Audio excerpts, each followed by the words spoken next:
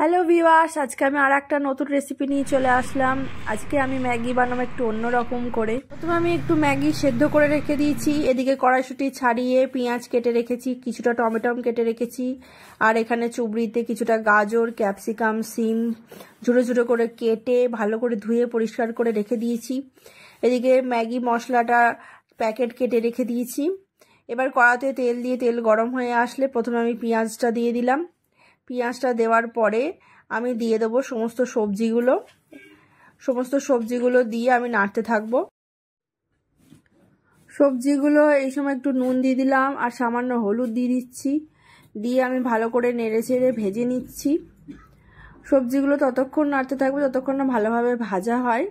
একটু ভেজে যখন হয়ে আসবে, তখন ভাজা হয়ে গেলে আমি তখন ছাড়ানো কড়াইশুঁটিটা দিয়ে দিলাম, দিয়ে একটু নেড়ে চেড়ে ভেজে নিচ্ছি।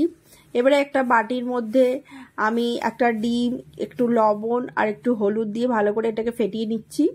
নিয়ে এবারে এটা আমি ওই তেলের মধ্যে দিয়ে দেবো।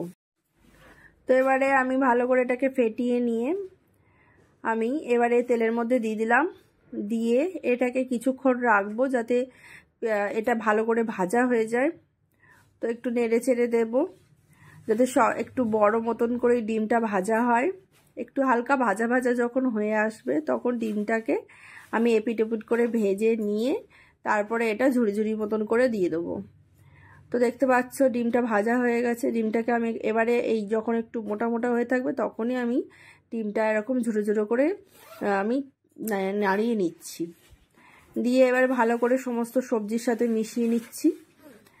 নিয়ে এবার ভালো করে এটাকে ভাজতে থাকবো। একটু ভাজা হয়ে গেলে এর মধ্যে আমি দিয়ে দেবো ওই আগে থেকে সিদ্ধ করে রাখা ম্যাগিটা।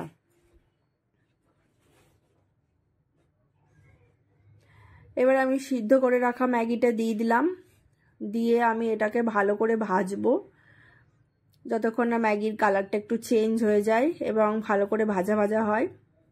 তো এইভাবে কিছুক্ষণ 2 থেকে 3 মিনিট মতন আমি একটু নাড়াচাড়া করে নেব। করে নিয়ে যখন ম্যাগিটা ভাজা ভাজা হয়ে যাবে, ম্যাগি মশলাটা দিয়ে আমি একটু নেড়ে চেড়ে ভালো করে ভেজে নেব। নিয়ে কিছুক্ষণ পরে আমি ওই কেটে রাখা টমেটো কুচি দিয়ে দিচ্ছি। কেটে রাখা টমেটো কুচি দিয়ে আমি আর একটু নেড়ে চেড়ে নেব। আর একটু নেড়ে চেড়ে টমেটোটা গলে আসলেই নামিয়ে নেব। আশা করি ভিডিওটা তোমাদের সকলেরই খুব ভালো লেগেছে। ভিডিওটা ভালো লাগলে তোমরা লাইক, ফলো এবং সাবস্ক্রাইব করবে এবং তোমার বন্ধুদের কাছে শেয়ার করবে এবং আরও নতুন নতুন রেসিপি পেতে আমার চ্যানেলটাকে সাবস্ক্রাইব করবে। তো দেখতে পাচ্ছি এবার একটু গোলমরিচের গুঁড়ো দিয়ে দিলাম, দিয়ে নেড়ে চেড়ে নিয়ে এবার নামিয়ে নেব। নামিয়ে প্লেটে সার্ভ করব।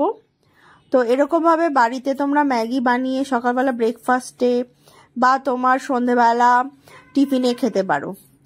তো ভিডিওটা শেষ পর্যন্ত দেখার জন্য তোমাদের অসংখ্য ধন্যবাদ। ভালো লাগলে অবশ্যই ফলো এবং সাবস্ক্রাইব করবে।